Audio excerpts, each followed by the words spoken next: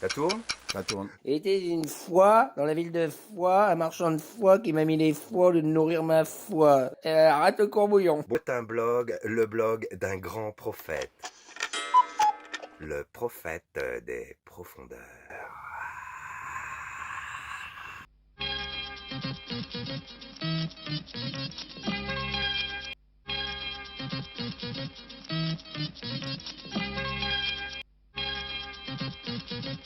Chers spectateurs, bonjour.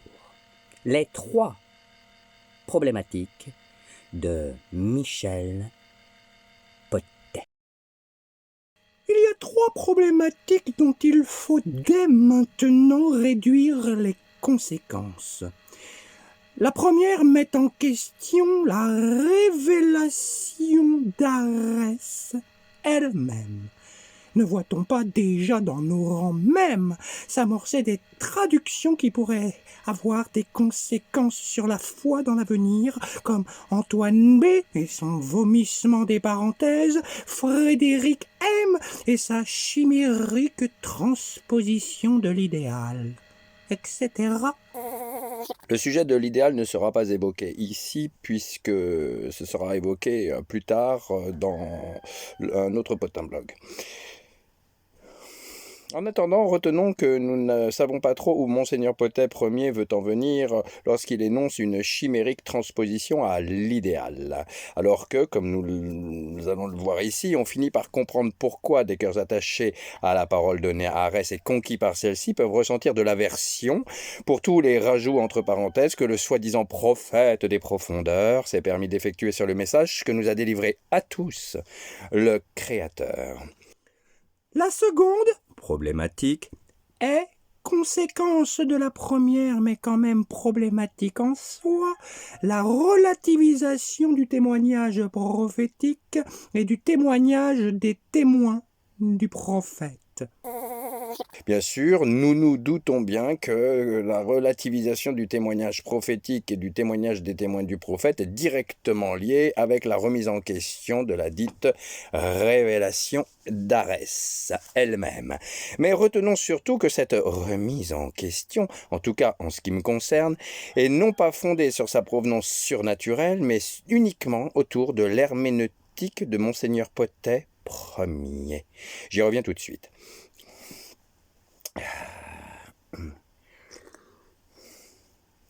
Si vous permettez. Mais, que cela ne déplaise aux pendus d'Arès, ne parlons surtout pas du témoignage des 10 témoins du prophète, dont je suis en quelque sorte. Monsieur Potet ne dit-il pas « Ne voit-on pas déjà dans nos rangs même ?»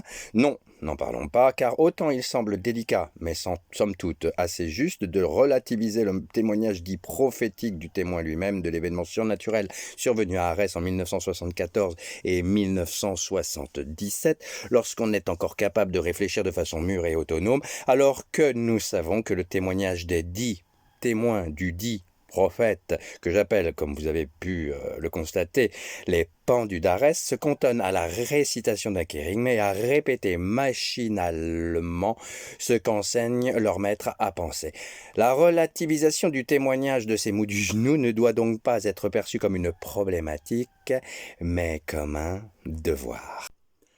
La troisième problématique porte sur le problème du passage du singulier à l'universel. En effet, le prophétisme part d'un témoignage fondamentalement singulier qui doit opérer un retournement radical vers l'universel. Et jusqu'ici, ce retournement ne s'est pas produit. Depuis toujours, la religion qui prend le relais procède à un ligotage asphyxiant le souffle. Elle forme un miroir déformant. Alors, concernant cette problématique, il est impératif de savoir que ce retournement radical du singulier vers l'universel ne s'est pas produit tout simplement parce que Monseigneur Potet Ier, grand ordonnateur de l'Église du temps qui vient, en est resté au singulier en ramenant tout à sa petite personne. N'oublions surtout pas que Monsieur Potet invoque Mais pourquoi taire mon nom? N'est-ce pas moi qui ai reçu la révélation d'Arès? N'importe qui allant sur Internet pour savoir d'où elle vient tombe sur mon nom. Si mon nom a mauvaise réputation, la révélation d'Arès a mauvaise réputation. Qui a honte du témoin de Dieu a honte de Dieu. Si l'on parle de l'un, on parle de l'autre, ou l'on ne parle ni de l'un ni de l'autre. C'est du moins ainsi que je vois les choses. Oui, nous ne savons que trop bien que c'est ainsi qu'il voit les choses. En ramenant tout à sa petite personne, sans vraiment donner d'accès à ce qu'il appelle l'universel, puisque, comme il le dit lui-même, depuis toujours la religion qui prend le relais procède à un ligotage asphyxiant le souffle, elle forme un miroir déformant. Ah, la religion que Monseigneur Potet Ier perpétue, sans l'admettre bien sûr, prend le relais, disons-le, de l'enseignement prophétique qui, lui, se doit d'être issu du souffle. Justement. Un relais que Monseigneur Potet Ier lui-même se dit représenter en prétextant avoir été doté d'un dit charisme de vérité qui n'apparaît nulle part dans la parole donnée à Arès, sauf bien sûr dans les interprétations qu'il en fait. Alors, à partir de là, Monsieur Potet a ligoté la parole asphyxiant ainsi le souffle, car sa glose et ses rajouts divers et variés, entre parenthèses, qui ont fluctué au gré des années d'une édition de la dite RA à une autre, changeant même parfois le sens du message venu de l'univers, avec des mots avec ou sans parenthèses, qui apparaissent ou disparaissent selon le sens du vent, ont formé de façon indicible un miroir déformant, justement. Un miroir déformant, justement. Et, bien qu'il prône l'unité avec Dieu et avec l'humanité, il n'a pas été capable lui-même de seulement unifier ceux convaincus par la véracité de l'événement survenu à Arès, dont certains ont été transportés par la parole du Créateur au-delà de toute attente. Au-delà de toute attente. Pourquoi n'a-t-il pas su les unifier? Mais simplement parce que lorsqu'il dit « Unir impose qu'il y ait un être, et beaucoup d'êtres à unir entre eux. » 224, C4. Monsieur Potet, se prenant pour Dieu sur terre, « What you say ?» Monsieur Potet, se prenant pour Dieu sur terre, Qui a honte du témoin de Dieu a honte de Dieu. What you say? Se prenant pour Dieu sur terre, il a fait que l'être se doit d'être lui. Et beaucoup d'êtres à unir entre eux se doivent d'être exclusivement ce qu'il a défini comme étant son petit reste. Là est toute la malignité de ce qu'il se veut enseigner. Ce qu'il se veut enseigner depuis près d'un demi-siècle, directement en rapport avec son interprétation pernicieuse de « Parole de Michal, ma parole ». Le bon livre, 1,12, et « Ta parole, ma parole, justice de juste ». Le bon livre, 31,13. Pour finir, il poursuit. Mon blog parle beaucoup pour apporter dès à présent à la solution de ces problématiques des réponses. Mais n'y a-t-il pas une autre écriture que le blog qui puisse faire cela et le faire mieux encore? 227, C, 86. Alors, comme nous l'avons vu dans le Potin Blog numéro 5, toutes ces préoccupations dites prophétique semble tourner autour de la bonne rédaction de son blog. Un blog pourtant trompeur à travers la bonne image et le bon rôle qu'il veut s'y donner, et qui est bien éloigné de la réalité des fluctuations de ses humeurs, ou de l'enfant gâté qui veut éviter sa déculottée en présence de ses frères et sœurs bien-aimés en l'amour du Père, ou encore à travers les censures qu'il y exerce ou les retouches sur les commentaires de certains intervenants dont il dit « ne pas trahir la pensée de l'auteur ». 218, c'est 53. Alors que, preuve à l'appui, nous savons que c'est absolument faux. Et encore à travers ces faits qu'une série de jabounes dont son blog est jonché, facilement détectable, c'est-à-dire des faux intervenants en grande majorité non localisables, qui lui permettent de dénigrer ceux qui le dérangent, d'étaler sa science ou de se congratuler lorsque les coquelicots fleuris de ses ouailles n'arrivent pas à point nommé. Et j'en passe. Ce n'est donc pas dans une autre écriture de son blog trompeur qu'il pourra apporter dès à présent la solution des problématiques qu'il a, soit dit en passant, lui-même générées. Pour régler un problème, doit-on faire appel à ceux qui ont causé le problème? Là est toute la question. Qu'il continue donc à construire sa cathédrale de mots pour ceux pendus à ses lèvres, pendus à ses lèvres, qui veulent continuer soit à ramper, soit à alimenter la masturbation spirituelle à travers laquelle ils semblent trouver une satisfaction dans les petites jouissances métaphysiques qu'ils croient laisser sur leur passage dans leur façon de sillonner l'univers. Sillonner l'univers.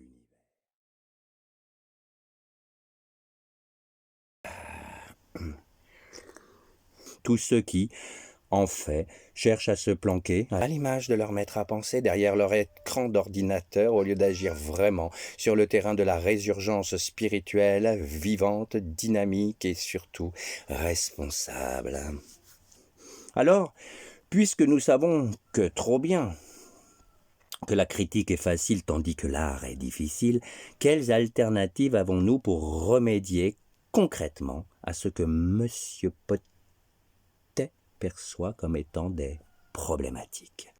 Voici donc une solution qui résout ou peut résoudre toutes les mésententes.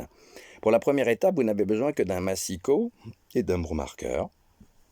Voyez, si vous prenez la dernière édition de la dite Révélation d'Arès, celle de 2009, vous savez, celle dont la couverture a été conçue par Karine Davier, Karine qui semble toujours croire au Père Noël, puisque vous avez les sapins, les cloches, les guirlandes, et là, le papa Potet pour Père Noël.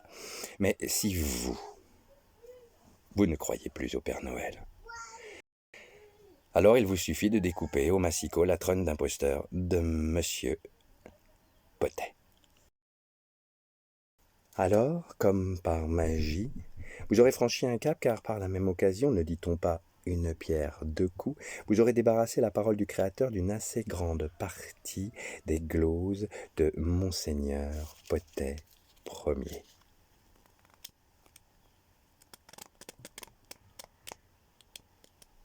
Mais pourquoi taire mon nom? What you say? Si mon nom a mauvaise réputation, la révélation d'Arès a mauvaise réputation. Entre parenthèses, ce qui n'est pas non plus à minimiser dans le choix mûri et réfléchi de cette découpe, c'est l'aspect guide du créateur pour le routard. Le guide du créateur pour le routard.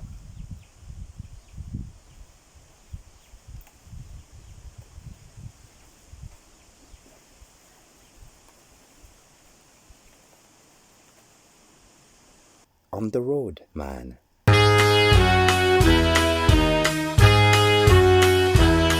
Hit the road, Jack, and don't you come back no more, no more, no more, no more. Hit the road, Jack, and don't you come back no more.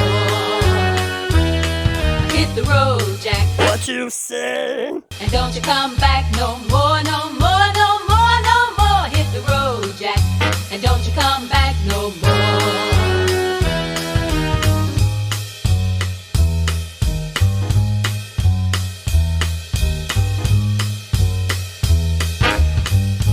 What you say? That's right, hit the road, Jack, and don't you come back no more, no more, no more, no more. What you say? Redresse-toi. Homme, debout, cesse tes pleurs et ton tremblement, que cesse ta honte, tu es mis nu pour te revêtir d'un manteau neuf.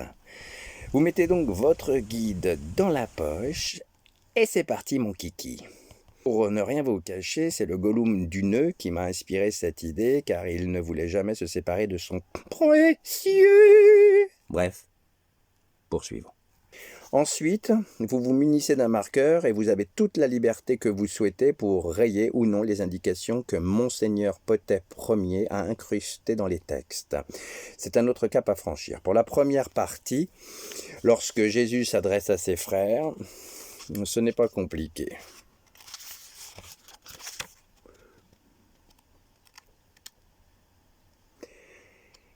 C'est un autre cap à franchir. Par contre, pour la seconde partie, lorsque le Créateur lui-même s'adresse à la fraternité michaélienne, cela est plus sensible. Bon. Il y a pas mal de rajouts entre parenthèses assez faciles à effacer tant ils ne servent à rien, sinon à nous couper le souffle. Pardon. Nous couper du souffle. Mais d'autres rajouts sont plus délicats à faire disparaître, sans prendre le risque de perdre le sens de la parole elle-même. Cet aspect de l'épuration est un travail de longue haleine, car pour retrouver approximativement la parole telle que donnée par le son sonore du Créateur en 1977 à Arès, il faut comparer les rajouts et les retraits que s'est permis d'imposer à tous Monsieur Potet dans les différentes éditions. Mais c'est une autre étape dont le travail minutieux sera peut-être proposé par un esthète du bon livre à ouvrir enfin. C'est incontournable, il est certain que ce travail sera effectué un jour. Bref. Vous finirez par comprendre alors en continuelle relation avec votre conscience, c'est-à-dire sans que celle-ci ne se substitue à la conscience d'un maître à penser, qui se fait passer pour un indispensable intermédiaire entre nous et une cause dite supérieure qui nous dépasserait, qui ne serait pas accessible sans un explicateur, que la parole ne peut être figée ni ligotée sans provoquer obligatoirement une voie de divergence. Sachez aussi qu'en refusant l'emprise que Monsieur Potet peut exercer sur vous, et cela uniquement sur des interprétations de son cru parce que, selon lui, Dieu lui-même lui aurait donné carte blanche, vérifiable 215 C95, cela vous permettra d'établir votre propre rapport à la parole et ainsi au souffle qui s'en dégage. Vous pourrez y incruster vos propres parenthèses, vous servant d'indications, de pense-bête ou de repères.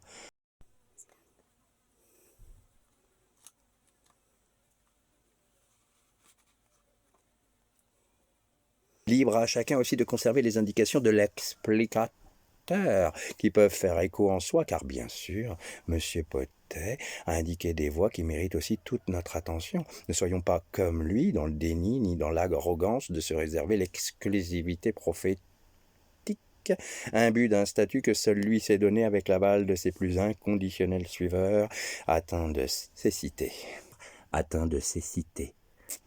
Ils omettent peut-être sciemment que c'est seulement dans le partage de nos vies intérieures, complémentaires et réservées à nos expériences propres,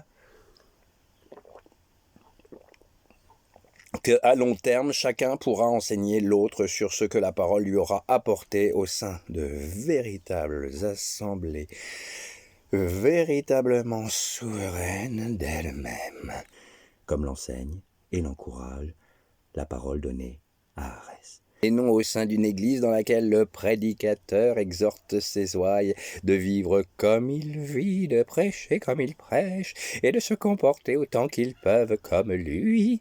What you say? Vérifiable 224 C 41. Cela en indiquant que notre moi doit disparaître derrière un masque. Quand ce masque devient celui du moissonneur pénitent, c'est notre masque commun. C'est avec lui que nous entrons sur le théâtre de la mission pour donner à celle-ci un sens uniforme. What you say? Terriblement vérifiable. 231 C58. Personnellement, les passages de la parole que j'ai du mal à capter, je les laisse de côté. Car je me dis que si je ne les saisis pas encore, c'est tout simplement parce que ce n'est pas le moment. À mes yeux, la compréhension de la parole passe par l'expérience du vécu, et non, comme les docteurs de la loi, par l'étude intellectuelle de celle-ci. Ainsi, je me donne les moyens d'éviter au mieux les délires de ceux qui ne se désaltèrent pas de la parole, mais qui s'en enivrent.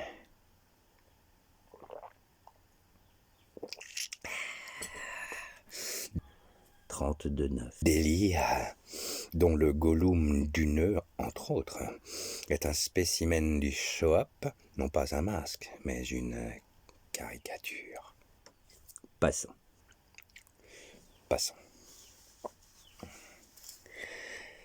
Donc, après ces étapes franchies pour une meilleure autonomie prophétique tant attendue, celle qui justement ne devrait pas être de suivisme, comme Monsieur Potet en a institué la scandaleuse dynamique, on me rétorquera sûrement. Mais on a l'homme Michel en première partie à toutes les lignes, et Michal par-ci, par-là, en deuxième partie. Alors le bourg, il est présent à toutes les pages. Mais en première partie, il vous suffit de remplacer son prénom par le vôtre, et vous vous sentirez investi, croyez-moi, par une autre forme de responsabilité que celle de répéter machinalement ce qu'il dit. J'insiste donc, persiste et signe que l'homme Michel est tout homme, et Michal est tout frère qui met ses pas dans les pas de la création en tant que co-créateur, Christ potentiel et prophète. Ses frères sont ses apôtres. Le Christ a ses apôtres sans qu'ils soient des Christ pour autant. Alors, en deuxième partie, à propos de Michal, il est impératif de pouvoir se libérer de la traduction réductrice qu'il en a faite et ressentir que cette dénomination est un appel à une dimension prophétique requise. Dimension dont M. Potet a fermé l'accès, comme la religion, en le réduisant à un seul et unique individu, a fermé l'accès à ce qu'est un Christ. Goulou goulou. La parole d'Arès, tout spécialement le bon livre, 1, 5 et 9, en mains endroits, ne différencie-t-il pas l'homme du frère, mais aussi l'homme Michel de Michal? Il serait donc dommage d'omettre que l'homme Jésus n'est pas Dieu, que c'est le Christ qui est Dieu. 32.2. Mais quelle intelligence d'homme faible le mignon peut comprendre cela? 32.5, n'est-ce pas? Faut-il attendre Monsieur Potet pour nous l'expliquer? Ne peut-on pas comprendre par soi-même lorsqu'on se laisse enfin envahir par le souffle de la création? Si vous ne dépassez pas cette traduction réductrice de ce que représente Michal, vous serez enchaîné à son bon vouloir. Vous devenez sa chose. Vérifiable, 174, c'est 83. Et ainsi, dans la nouvelle ère prophétique qui débute, celle des frères de Michal, le bon livre, à ouvrir enfin, vous peinerez longtemps à acquérir l'autonomie prophétique, celle-là même qui est devenue indispensable pour faire pencher le monde vers la beauté servante du bien. 12, 3 de l'appel lancé d'Arès. Donc, pour cette nouvelle version de la dite révélation d'Arès du routard. Le routard est un homme en route vers de nouveaux horizons. Ne pas confondre avec un homme en marche, un pèlerin, en marche vers la routine, comme le propose Monseigneur Potet Ier. Version que j'appelle personnellement la parole. La parole tout court, comme il y a la Torah tout court, la Bible tout court, le Coran tout court, le Veda tout court, etc. tout court. Vous n'aurez besoin que de la volonté de devenir autonome, la volonté de vous libérer. Pour cela, vous devez impérativement acquérir du courage, mais aussi un brin de folie, pour accepter de vous abandonner entre les mains de la création.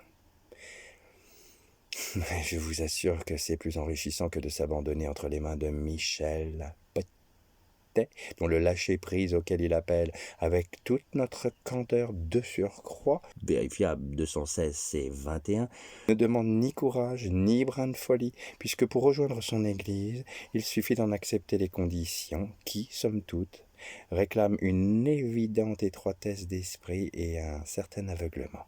Bien que nous attendions la dite révélation d'Arès en ligne, comme annoncé depuis longtemps, mais dont nous ne trouvons que des extraits sur Internet, encore une tromperie, et que, comme M. Potet le dit, l'édition a un coût, 231C1, à force de persévérance, d'écoute et d'échanges humains authentiques, cette version du routard, épurée de ce que M. Potet serait en droit de réclamer pour sa participation, pourrait se retrouver à circuler gratuitement pour tous ceux qui ne désirent pas contribuer financièrement à une organisation religieuse et sectaire, ou ceux qui ne trouvent pas très honnête de devoir passer par une transaction financière pour bénéficier d'un enseignement venu du très haut de l'univers.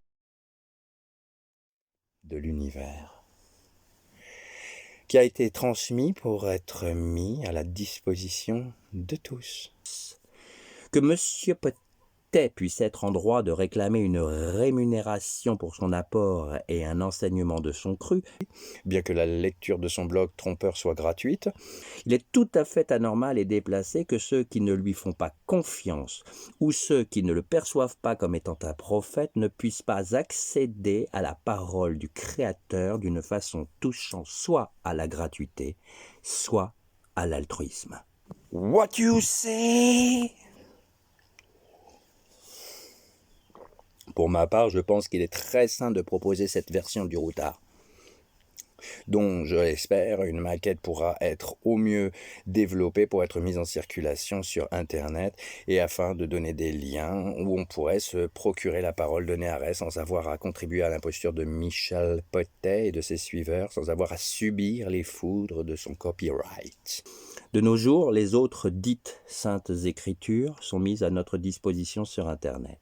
Il me semble que toutes les intentions, aussi variées que les reflets des roches, aussi nombreuses que les étoiles, doivent être honnêtement prises en considération avant de peser les fautes, comme le fait M. Potet. Que craint-il donc? Pourquoi serait-ce problématique de pouvoir faire circuler la parole sous un autre angle de vue que le sien? Craint-il que les lecteurs puissent découvrir qu'il est effectivement un imposteur? Craint-il qu'une version épurée puisse démontrer à quel point il a trompé son petit monde? Ou encore craint-il que quelqu'un puisse réussir là où il a échoué? Au lieu d'avoir, plus que ligoté, séquestré la parole du Créateur, M. Potet aurait dû ouvrir le champ à toutes les opportunités. Il en serait ressorti sans aucun doute quelques cacophonie d'enseignements très divers, 218 C57, mais aussi, sans aucun doute possible, une dynamique plus vivante que celle qu'il a instaurée au sein de son Église. Mais Monseigneur Potet Ier, comme il l'enseigne lui-même, a préféré l'uniformité en appelant ses ouailles à se parer du masque du moissonneur pénitent pour entrer non pas sur le théâtre de la mission, mais plutôt dans sa comédie. Monsieur Potet, au lieu d'y voir des problématiques, devrait se réjouir que des profondes divergences s'expriment de son vivant. Car c'est de son vivant qu'il peut y remédier. Ces pauvres suiveurs momifiés et mous du genou ne pourront rien contre les vagues obstinés qui se ruent contre le roc qui leur barre leur cours. Car il les a endormis. Monsieur Potet les a tsetsés. Vous connaissez?